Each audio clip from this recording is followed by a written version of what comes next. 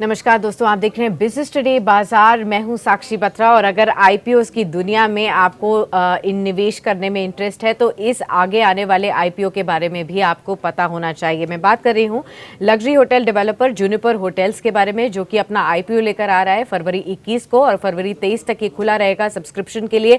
आज ही कंपनी ने अपना प्राइस बैंड भी रिलीज किया है। 342 रुपीज से 360 रुपीज के बीच में ये आईपीओ रहेगा। जो आईपीओ साइज है 1800 करोड़ का, ये पूरी तरीके से फ्रेश इशू है, यानी कि पूरा कंपनी के पास ही पैसा जाएगा और किसी तरीके का ओएफएस यहां पर नहीं है। रिटेल निवेशकों के लिए यहां पर 10% तक का रिजर्वेशन है, जिसमें 40 शेयर्स का एक लॉट रहेगा और उसके बाद मल्टीपल्स पे आप निवेश कर सकते हैं। मिनिमम इन निवेश जो आपकी तरफ से रहेगा 13,680 रुपए के आसपास का रह सकता है। अपर एंड में जो है वो आपका अमाउंट इंक्रीज होता हुआ दिखेगा। अगर आप upper end of the bidding amount पे डालेंगे तो 14,400 रुपए का आपको एक लॉट पड़ेगा यहाँ पर। और इस आईपीओ के बारे में डिटेल्स जानने के लिए अब हमारे साथ बहुत ही खास मेहमान जुड़ रहे हैं, जो टॉप मैनेजमेंट है कंपनी का। अरुण कुमार सराफ जी हमारे साथ हैं, सीएमडी हैं जूनिपर होटल्स के, और वरुण सराफ जी हैं सीईओ जूनिपर होटल्स के, अब हमारे साथ मौजूद हैं। स्वागत है आपका बिजनेस टुडे बाजार पर दोनों का ही, और आगे आने वाले आईपीओ के लिए बहुत बहुत शुभकामनाएं।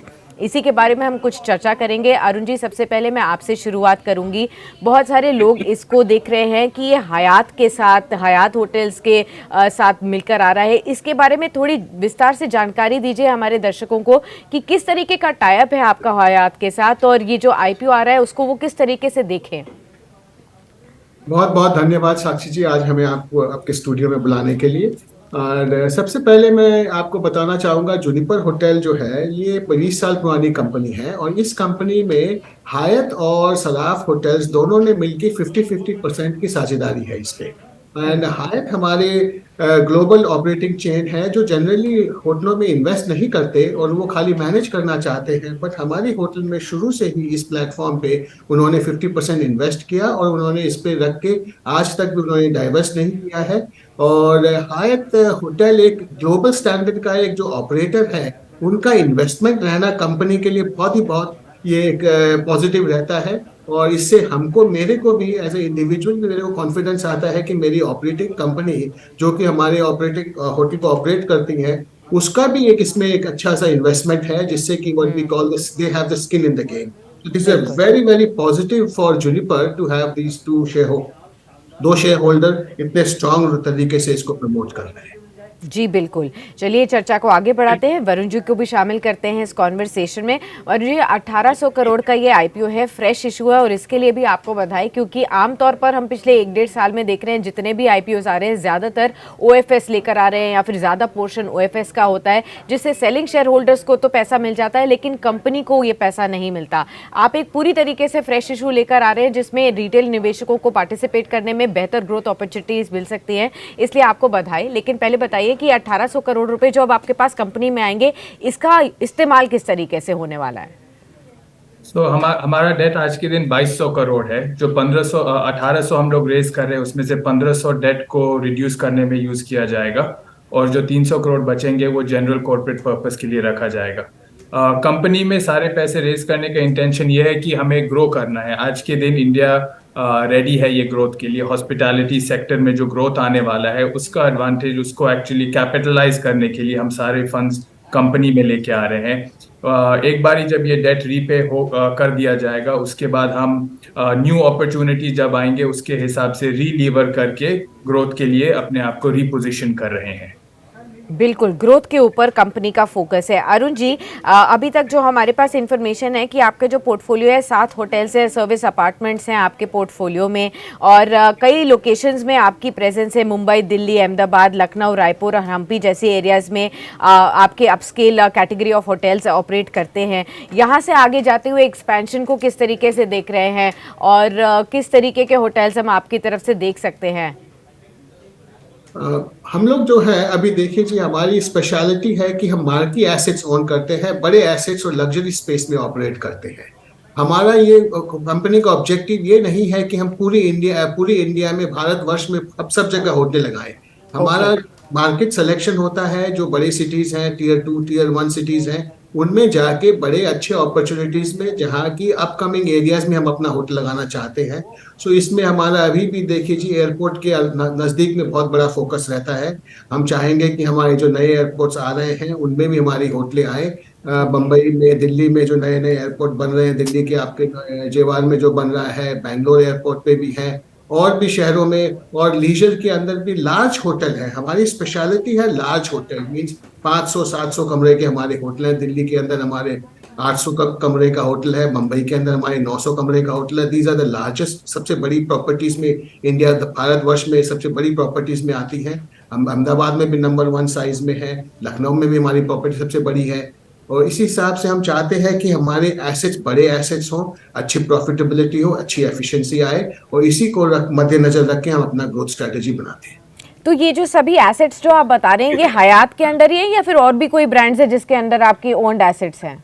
देखिए, अभी तो अब सब हायत के अंडर में है, बिकॉज हम लोगों के साथ में हायत की एक रिलेशनशिप बहुत मजबूत रही, और उन्होंने हमको अच्छे से सर्विस किया है और हमको पूरी एक्सपर्टीज मिली है। आगे जाके ये हायत के साथ में हमारा अकेले से नहीं रहेगा संबंध, हमारा संबंध रहेगा जो भी नई नई कंपनीज हैं उनसे भी रहेगा। तो मर्जर्स एक्विजिशंस की अपॉर्चुनिटीज आप खोज रहे हैं अभी? एब्सोल्युटली मैडम, हम लोग इसमें तो फोकस ही कर रखा है। जो कंपनी के अंदर, जो फैमिली के अंदर, और जो बाहर की कंपनी जो हमारे इस प्लेटफॉर्म पे नहीं थी, वो भी इसमें मर्ज करके इस कंपनी को और बढ़ावा मिलेगा। ठीक है। अब वरुण जी, आप बताइए कि अब आगे जाते हुए एक्सपेंशन फेज में आप कौन सी ज्योग्राफीज को टारगेट करने वाले हैं? क्या इंटरनेशनली भी आप खोज रहे हैं कुछ अपॉर्चुनिटीज, और कहाँ कहाँ पर आप फोकस करेंगे आप? हमारा फोकस अभी इंडिया में ही रहेगा, हमें बाहर जाने के ऐसे कोई आइडिया नहीं है।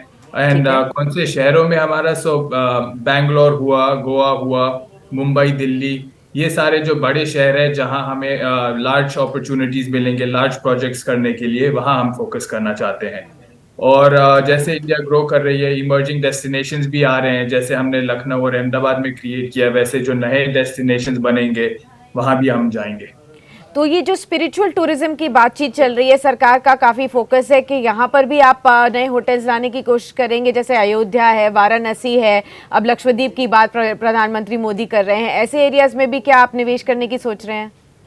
एब्सोल्युटली, अगर आप देखें हमारे पोर्टफोलियो में ऑलरेडी एक हम्पी में एक होटल है, ये यूनेस्को वर्ल्ड हेरिटेज साइट है, कर्नाटका में लोकेटेड। हमने ये होटल 2011 में खोला था टूरिज्म को बढ़ावा देने के लिए। आगे चल के भी अगर ऐसे डेस्टिनेशंस हैं जहां देश को सपोर्ट मिलेगा, अयोध्या हुआ, वृंदावन हुआ अपना, अगर दूसरे हुए, वहां हम जरूर से जाएंगे। ओके।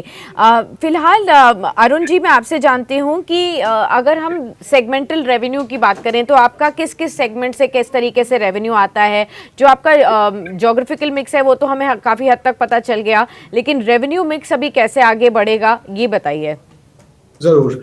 सबसे पहले आप ये समझने की कोशिश कीजिए कि हमारी होटलें बिग बॉक्स होटल बोलते हैं। बिग बॉक्स होटल के अंदर मल्टीपल रेवेन्यू स्ट्रीम होते हैं। ठीक है। हमारे कमरों की रेवेन्यू तो सब जगह ही, सब नॉर्मल होटलों में होती है। हमारे साथ में सर्विस अपार्टमेंट्स भी होते हैं, वो सिग्निफिकेंट साइज ऑफ डेवलपमेंट का उसमें पोर्शन होता है। और मैं बताना चाहूंगा आपको, फूड एंड बेवरेज जो है, रेस्टोरेंट्स है, उसके अलावा हमारे पास बड़ी बड़ी माइस की स्पेस होती है, जो इवेंट और मीटिंग स्पेसेस, जैसे बंबई दिल्ली की होटलों में लाख लाख स्क्वायर फीट की हमारे डेवलपमेंट में खाली माइस और इसके लिए है।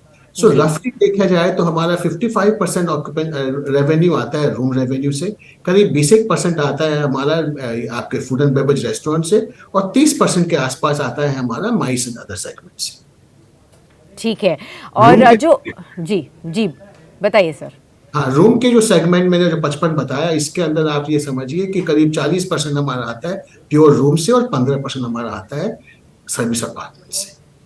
ओके सर, ये तो आपने अच्छी क्लैरिटी दे दी। इसके अलावा जो आपकी मार्जिन्स हैं सर, वो किस तरीके से आगे बढ़ती हैं? किस सेगमेंट का सबसे ज़्यादा हिस्सा रहता है मार्जिन ग्रोथ को लेते हुए, और आगे कहाँ पर ग्रोथ लीवर्स आप देख रहे हैं?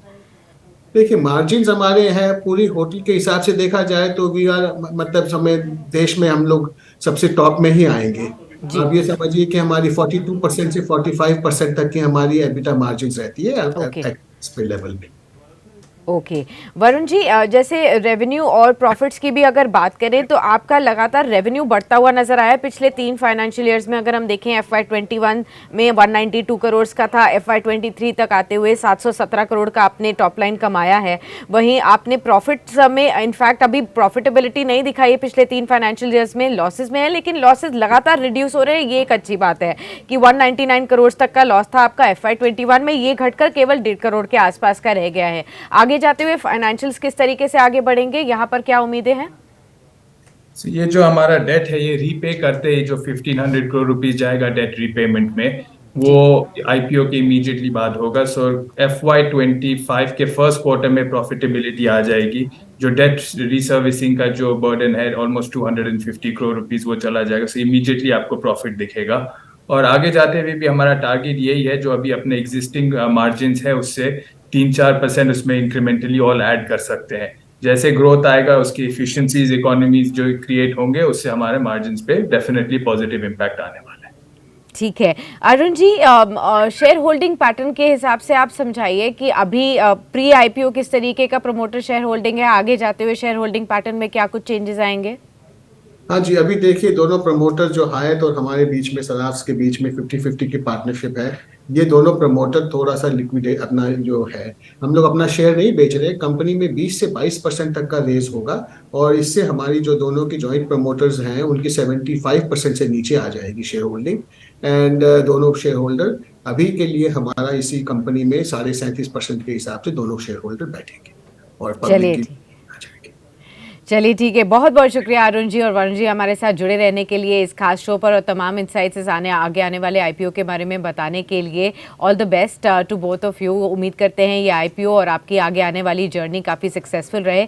जैसे ही आईपीओ लॉन्च होता है और उसके बाद लिस्ट भी होता है, हम दोबारा आपसे बातचीत करेंगे जानने के लिए और भी चीज़ें जो कि आपकी बिजनेस इनसाइट्स के बारे में जो दर्शकों को और क्लैरिटी दे पाए। तब तक के लिए शुक्रिया और all the best to you. बहुत बहुत धन्यवाद Sakshi ji, thank you. Thank you so much. चलिए इसी के साथ इस खास कॉन्वर्सेशन को यहीं रैप करते हैं। जूनिपर होटल्स ये नया आईपीओ आने वाला है हयात के साथ, और आप हयात ब्रांड को तो जानते ही हैं, और ख़ास तौर पर कंपनी का फोकस इंडिया में ही रहने वाला है। ग्रोथ को लेते हुए प्रॉफिटेबिलिटी के ऊपर काफ़ी फोकस रहेगा कंपनी का, क्योंकि डेट रिडक्शन जैसे ही होगा इमीडिएटली उनका मानना है Q1 FY25 से आपको प्रॉफिटेबिलिटी देखने को मिलेगी। आगे जाते हुए किस तरीके से रणनीति बनाएगी कंपनी अपने एक्सपेंशन और ग्रोथ को लेते हुए, इसके ऊपर और चर्चा करेंगे आगे आने वाली कॉन्वर्सेशंस में। तब तक के लिए नमस्कार।